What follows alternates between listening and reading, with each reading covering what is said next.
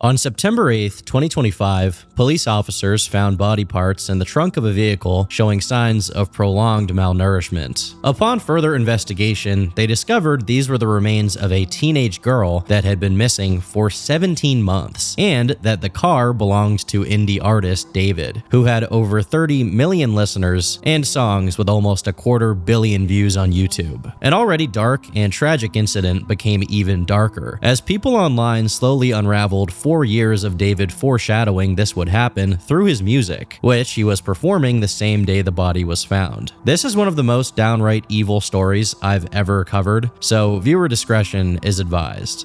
All the way back in 2018, 13-year-old David Anthony Burke was a homeschooled kid with not just a normal family, but an unusually well-to-do family unit. His parents were still together, had a strong religious background, and were well off financially, as his dad was a regional litigation support project manager for a global firm with 75 offices and a staff of over 1,500 attorneys. Browsing his LinkedIn briefly shows you just how many huge law firms he dealt with and how much experience he had. By all means, the Burke family was well supported and had everything they needed. However, David had mostly unsupervised access to the internet, and they simply had no idea the kinds of things he would expose himself to. But we'll get to that later. To their knowledge, and likewise to the public's knowledge, David's teenage years had him either studying or playing Fortnite and making edits and montages of it. But due to the prominent role music plays in Fortnite edits, he found his content getting frequently copyright striked. Over the course of 3 years where he struggled with this problem, he decided to take his interest in artists like XXXTentacion and Tyler the Creator to try his hand at making his own music to avoid copyright. This culminated in the release of his first song on YouTube, Runaway, which was released in December 2021. From the get-go, the themes in his music are very clear and repetitive. The speaker in the song is trying to get someone they love to come live with them, feeling sad when they feel their feelings are not reciprocated, fearing that their partner is running away, and lastly,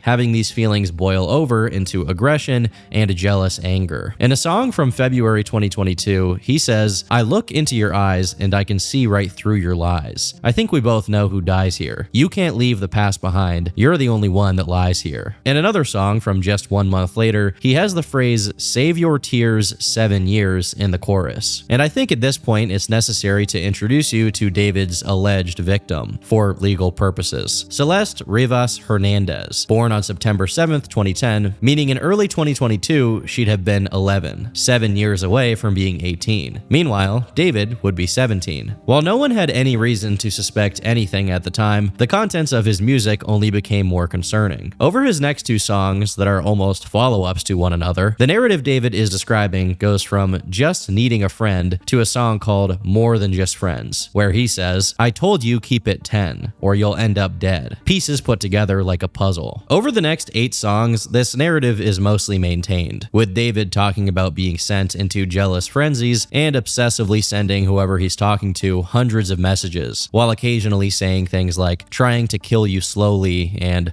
"we're gonna die tonight." As much as it's pretty commonplace for these themes to appear in this kind of music, it often seemed like David was being a bit too oddly specific about his subject matter. This is even more the case when you factor in the kinds of things he was tweeting at the time, such as, "When I was writing this, I got a notification from you, as you were talking about wanting to be with your mom and your sister again. Take me where I belong, but your circumstances won't allow us to be in our ideal situations. We gotta push through it, bro." It's one thing for there to be odd lyrics, but this is just him talking on a tweet about how someone needs to push through their wishes to be with their mom and sister again. While the post he was replying to there is now gone, there is a Wayback Machine snapshot of what the original exchange was. In it, David, with his old handle, Ant Part 2, is replying to someone named 6K4TE, who says, "This relates to how I feel so heavily," to one of his songs. The only other hit for this exact handle is a Pinterest profile whose last piece of activity took place 11 months ago. Currently, this Twitter handle is being used by someone else who is not related to the original owner of the handle or David, so don't go messaging them because they have nothing to do with anything. The only other significant pieces of David's Twitter activity from around this period are him saying that religion is a money scheme and that he'd been studying nihilism lately. Although she was probably there for longer, the earliest record of a Celeste in David's Discord server comes from October 2022, when she would have been 12. It's around this time that we got one of the most damning instances of David telling on himself. The music video for the track Romantic Homicide. The video depicts David in some pretty ritualistic scenes, surrounded by candles with a blindfold on, standing in front of a seemingly deceased girl. Later on, it's suggested that the evidence of the crime is hid away inside of a suitcase. The lyrics aren't very specific, but they too reflect the same themes from before, killing someone he loves. While his previous songs had already gotten some degree of attention, this one was by far his biggest hit yet, taking him from being an obscure indie artist to being in the same category as people like Juice WRLD. Last but not least, if you check the date this video was posted, it was exactly on the 7th of September, Celeste's birthday. Maybe due to how much success this song got him, David got even bolder about subliminally referencing the insidious things he was doing behind the scenes. 2 months into the new year, he started opening up to his Discord server, which obviously was full of minors. In a long string of messages, he said, "I used to be addicted to watching gore videos. Live leak was bookmarked. Lamau. I saw a cartel execution on Reddit when I was 14. Got to the point where I don't even cringe when I see it no more. I remember laughing at one point. It got bad, man. I like writing gory psychological drama, romantic quotes, and a lot of death. I love gore. Gore is better than adult videos." This is absolutely not the first time someone has mentally self-destructed via gore videos. There is such a huge community online of absolute freaks surrounding this kind of thing that I'm surprised there hasn't been a massive crackdown on it. And that's without mentioning how the same platform for this kind of video often leads to other, more illegal kinds of content. Another sign David was getting increasingly comfortable with letting other people know was that the entire server was at least somewhat in on the fact that he was with Celeste. Some kind of bot on his server shared what looks like a playlist called Celeste in David's Closet. In late March, someone going by the name James Buttergun said David only added underage girls to the server, and even specified that this wasn't some kind of joke, even if other users in there would joke about it openly. While I'm sure plenty of people had no idea about David's proclivities, based on the messages that have become public, at least some of them absolutely did, to the point where they even knew which girls specifically David talked to more frequently. One Reddit user said, "One of the old Discord screenshots were two guys, allegedly, chatting, and they said that David wouldn't add them back, but he followed his underage girl fans immediately. One of them made a teenage catfish girl account, and David immediately followed his catfish account back." But his self-tells notoriously don't limit themselves to his Discord messages. A music video from November 2022 featured a girl that looked similar to Celeste. Another one from February 2023 depicted him playing the part of a dead body, specifically wearing clothes to make him appear smaller than he actually was, and getting placed into the back of a car. On April 3rd, he released a promotional video that opened with these words. "You see, when a human being is drained of all of its blood, it becomes pale, lifeless, just as the rose, visually appealing, only good to observe and admire.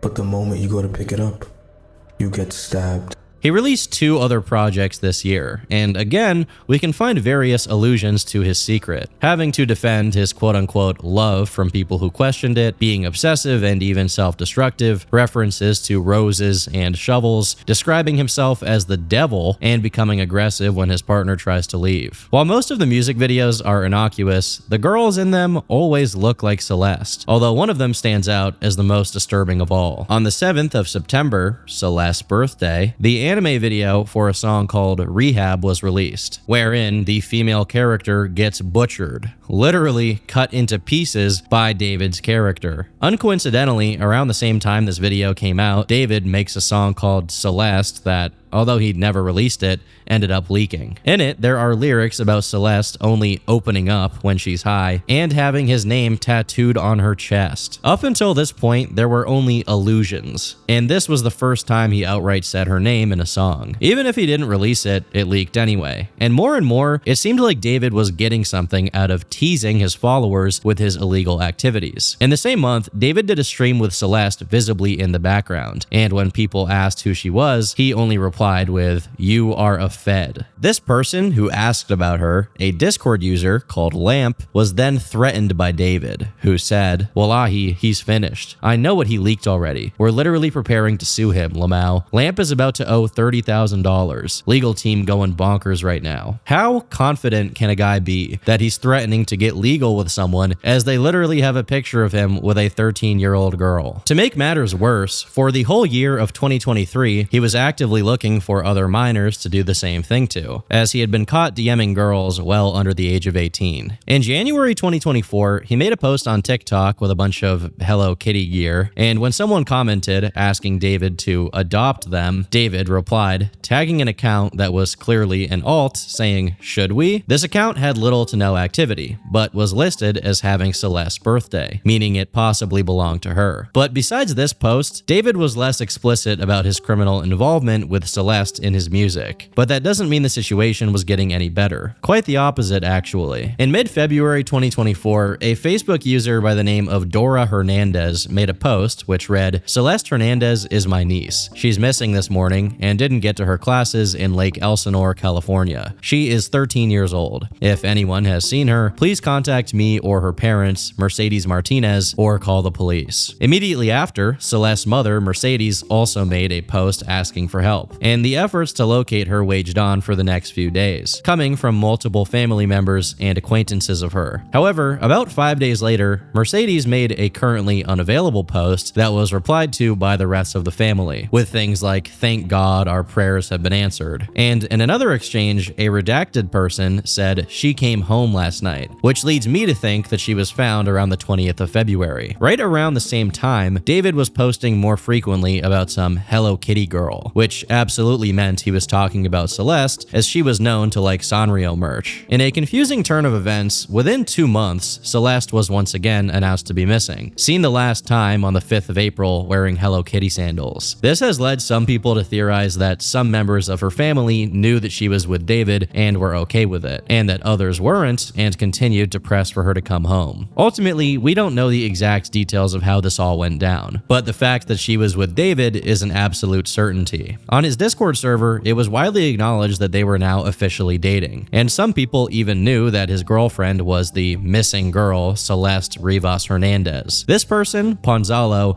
is one of the first people to call David out on it, and in other messages, he said, "David took my little sister's friend to LA to bang in his house while she's 12. Did y'all know David likes kids? I want to tell everyone about how David is a creep." As far as I know, besides Ponzalo, the only other person to be going after David over this was a random TikTok commenter called Robin River in February 2024, when Celeste went missing for the first time. Among those who were familiar with David, it was simply common knowledge that he had basically kidnapped this girl. Adding insult to injury, he streamed with her on Twitch, and although she was wearing a hoodie and big glasses, it was clearly her. At some point during it, this moment happened.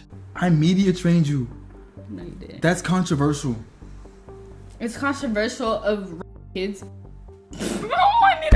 Really good. Okay, It's been a good one. Bye. Bye, guys. Mwah, mwah, mwah, mwah, mwah. Oh my. Delete everything. Delete everything. Everything goes. He was basically flaunting one of the most egregious crimes imaginable for hundreds of people to see, all while being world famous. In TikTok posts and Instagram stories, he hints at basically paying her to stay with him. Around April 2024, when she was reported missing for the second time, an unreleased song called Drink and Drive was made, containing lyrics such as, "Are you still under the car? Stay with me. I know it's my fault. Oh God, I'm here. Can't you take me instead? She didn't deserve to go. I'll be crying in this jail cell tonight." While these are contextualized within the song, they are also eerily foreboding considering the ultimate end of this story. It's also shortly after the second missing report that possibly the worst detail of this story took place. In messages that Celeste allegedly exchanged with someone called Anissa, she said, "Anissa, do not text. He came back. He's crying. Do not text me. I fixed him. I'm staying. I fixed him. I don't know how. We both cried to get her and he changed his mind. I'm happy he did though. Anissa, you have to swear you're gonna stay safe. Are you still gonna talk to David or go back with him? Because I don't want you to get in any more trouble with him. Celeste,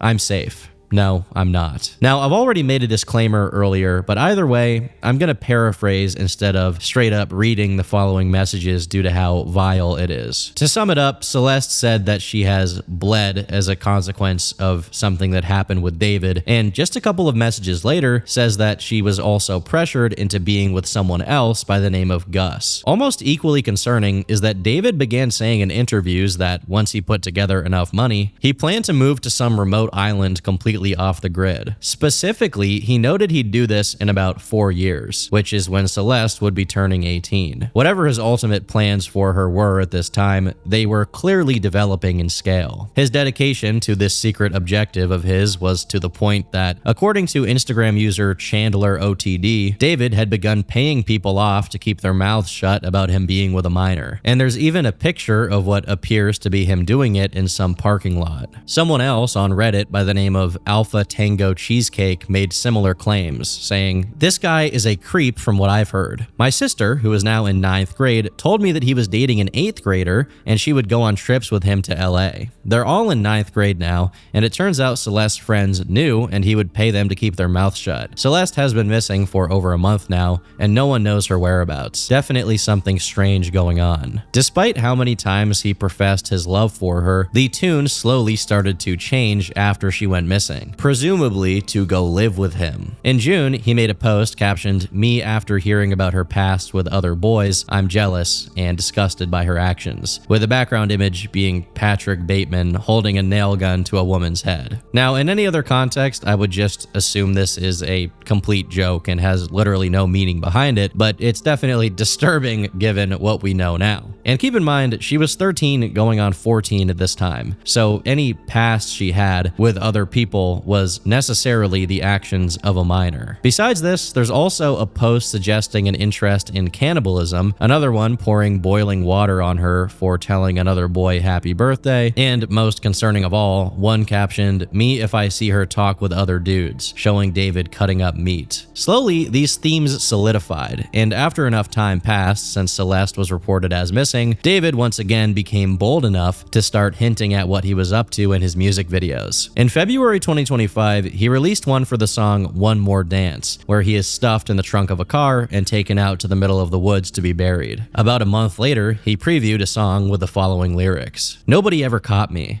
but I spoke too soon in the back of a police car. I forgot whatever I knew. I ain't telling nothing. Do the same if they ask you about her." Despite how much this sounds like he's just talking about his plans for Celeste, in the context of the rest of the song, he's talking about something that took place in November 2016. But as far as is publicly known, there's no signs he committed any kind of crime back then. I should note, however, that he has one other song where he says, "You wouldn't believe what I did as a kid back in 2016. So given that David has the proclivity to basically tell on himself in his music, people should start giving real consideration that he may have actually done something in November 2016. Now, before I fully get into all of the allusions David made to his eventual crime through his music, I'd like to give attention to an interview he gave in late April, where he said this. Yeah, man, romantic homicide was just like, I wanted to feel what the other kids were feeling like. Everybody I knew, well, in middle school that I didn't talk to anymore, everybody had relationships. I didn't have a relationship. I wanted to do that. I wanted to be involved in this or have a heartbreak for myself. So I kind of just like made up these scenarios of myself getting heartbroken and being in love and stuff like that. And I would write songs about things that never happened. Given he was born in 2005, 2016 is right when he'd be middle school aged, exactly 11 years old. I think this is relevant not just because he's made multiple references to having done something in 2016, but also because whatever this something may have been, it's a significant part of why he later on went after Celeste, also when she was 11. Now, to cover his music, there are more suggestions that Celeste was now refusing to say she loved him, and some of the lyrics became quite ominous, such as, "He might have you, but I've got your ghost, and we both know that's the real you, and God knows it's true. I love you the most, but we both know what I have to do. Eyes looking right through me. Why can't I hear your heartbeat? Dance with me under the moon above. Let us keep this perfect memory." This is probably one of the most dense set of lyrics yet, as the main theme here is one that's a pattern among many serial killers. The idea that killing someone somehow attaches them to you in a subservient role for eternity, with some of them, like the cannibal Jeffrey Dahmer, even considering it a kind of romantic intimacy. Ed Kemper even called his victims his spirit wives. Given David's documented interest in that kind of macabre culture, it would make perfect sense for him to have developed this same kind of sick delusion surrounding Celeste. Secondly, the mention of the moon is relevant because in 2025,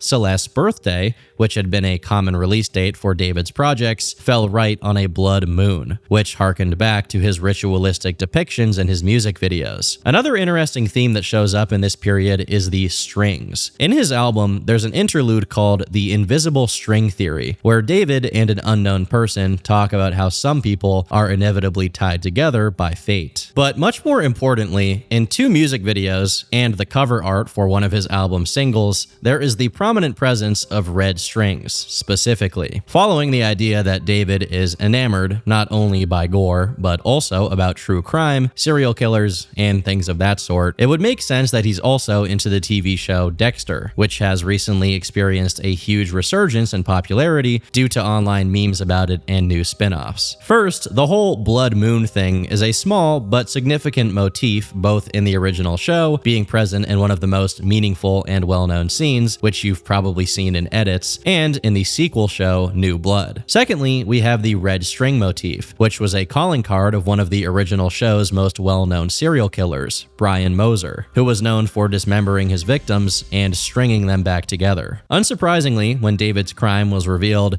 many people noticed the connections and called David the Bay Harbor Butcher, which is Dexter's name as a serial killer. But before we get to that, I think it's relevant to say that despite all of the red flags imaginable and a lot of the information that I've gone over being easily found online, 2025 marked the greatest year of David's career. From officially collaborating with Fortnite and making the anthem for it, to collaborating with artists like Kali Uchis, and having Pokimane in one of his music videos, to having songs of his be featured in extremely mainstream TV shows like Invincible and Arcane, all of which got to tens of millions of views. By all accounts, his wildest dreams had come true, but at the same time, someone else's worst nightmare followed suit. On the evening of the 8th of September, fresh off the blood moon and Celeste's birthday, there was a 2023 Tesla with Texas license plates in an impound yard on the 1000th block of North Mansfield Avenue in Los Angeles, which was emitting a foul odor. At that point, it had been there for over 3 days, and before that, it had been parked at Bluebird Avenue for 3 weeks, with some sources saying more than a month. A big metal box in Los Angeles heat with something inside of it. When the cops were called to see about the smell, they opened the front trunk, finding a plastic bag containing the cut-up remains of a girl, about 5'2", weighing just 71 pounds, with wavy black hair, wearing a tube top and leggings. When Celeste went missing the year prior, she was listed as weighing 130 pounds, and now only 70, signaling she had lost a significant amount of weight since then, even accounting for the weight the body loses as it decomposes. The body was soon identified, and upon further investigation, police found that the vehicle was registered to David Anthony Burke and hadn't been reported as stolen. While all of this was going on, David was performing his music, including all of the stuff he wrote about her. If that weren't enough, one TikTok compiled the many theatrics David had during his show, all of which allude to what he did to Celeste. Part of what led not only to the identification of Celeste's body, but also her connection to David was the shush tattoo he had on his finger. Although this has been widely reported to mean that she also had a tattoo with shush on her finger, there are pictures of what she had tattooed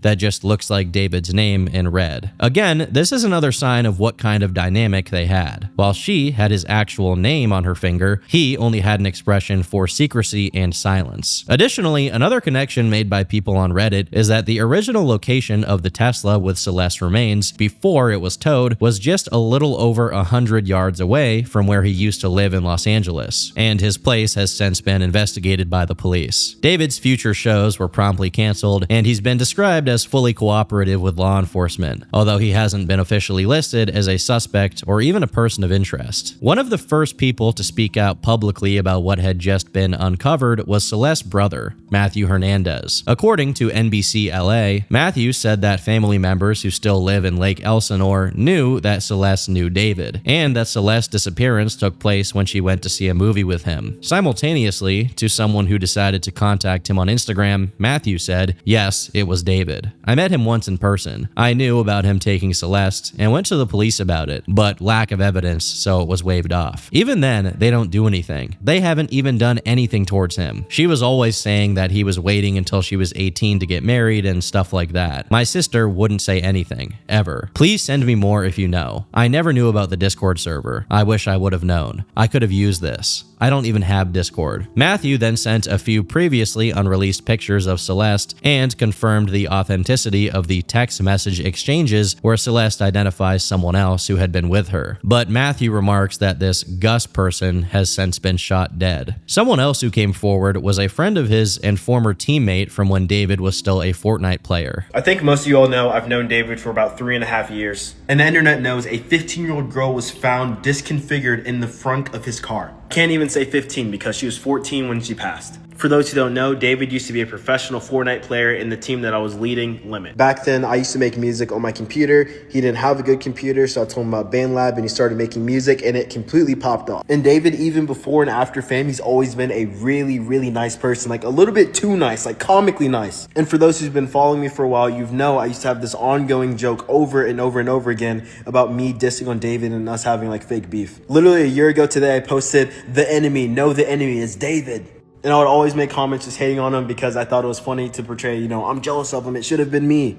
And flash forward to today, this is absolutely disgusting. He has known this girl since she was either 11 or 12. Another member of his Fortnite team added more context to how they all initially met. We were all in a Fortnite team called Chronic, which is where I met him. He met her in like 2021 through Fortnite, I'm pretty sure. Then he made her get Discord. Everyone in the team knew about her, and he would joke about it and brush it off every time it got mentioned. That's all I personally know, but my friend Pistol knows more because they talked way more. She would literally say he raped her, but then follow it up with a joke, so I don't know if she was being for real or not. He was also just a weirdo, to be honest. He used to send gore in group chats. It does seem to be the case that a Fortnite team called Chronic was active at that point in time, and it also seems to be the case that David was affiliated with them in some way, at least based on this video title. On the other hand, Celeste's Discord account is verified to have been created in January 2021, which would make her 10, as she would only turn 11 in September that year, which is all the more horrific. Someone else who knew David and claimed they briefly dated when she was 16 and he was 18 claimed she had seen him with Celeste, but never had any idea of anything that was going on. But besides people who knew David, some that knew Celeste also chimed in, including one called Exile's Funeral, who said, "Last time me and Celeste called, she was drunk and spam calling David. They have matching tattoos from when they dated. David used to have pictures of her up on his Instagram, but after they broke up, he took it off. Only thing throwing me off is the age, but I'm just gonna assume she lied about her age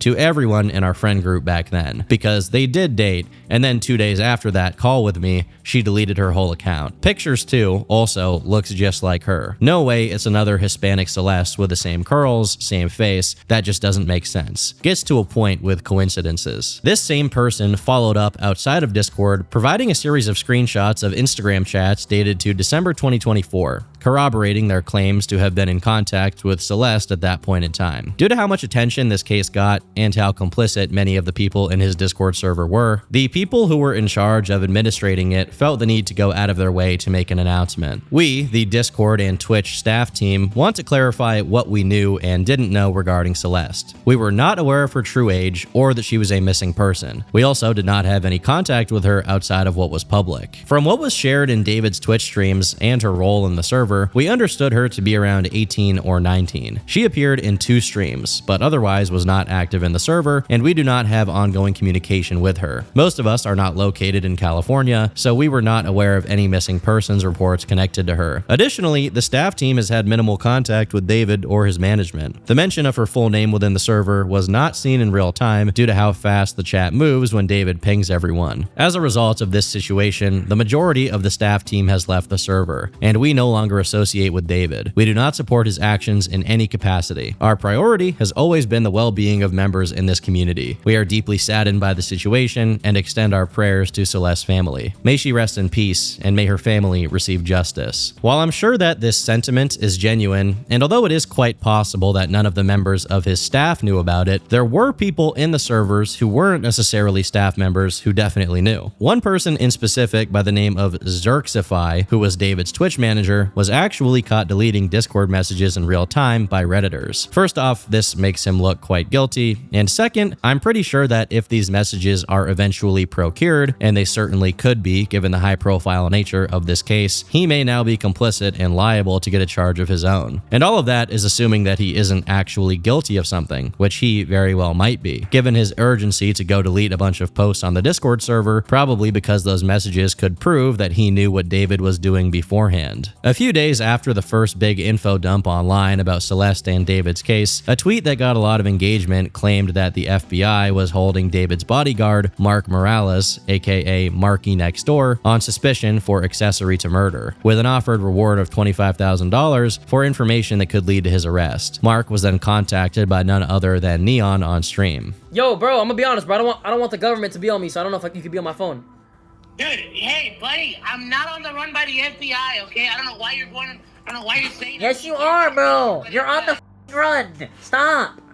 Hey, look at the FBI wanted poster. It literally says I'm black, and it says my alias is Big Steppa in Tubbs. What the are you talking about? Bro, the FBI wanted poster. It literally says I'm black. Oh, okay. So you're saying it's not you? No, it's bro. You know what, bro? It was they got mad at Aiden for not streaming, and they made a whole. You're guilty. You're guilty. Get off my phone. You're guilty. He's I hate 36. you, bro. You're so weird, bro. Alright, dude, you got it, bro. Stop spreading narratives, dude. Like Marky said in the clip, the FBI wanted tweet was proven to be fake, as Marky Next Door is actually a streamer who had nothing to do with David or Celeste. Regardless, this is still technically a developing situation, and ultimately, time will tell if legal charges are pressed against David. Although, given everything here, I can't really see it going any other way. Regardless, rest in peace to Celeste Rivas Hernandez, whose life was taken far before it could fully develop. I've been Turkey Tom, thanks for watching, and until next time, leave me alone.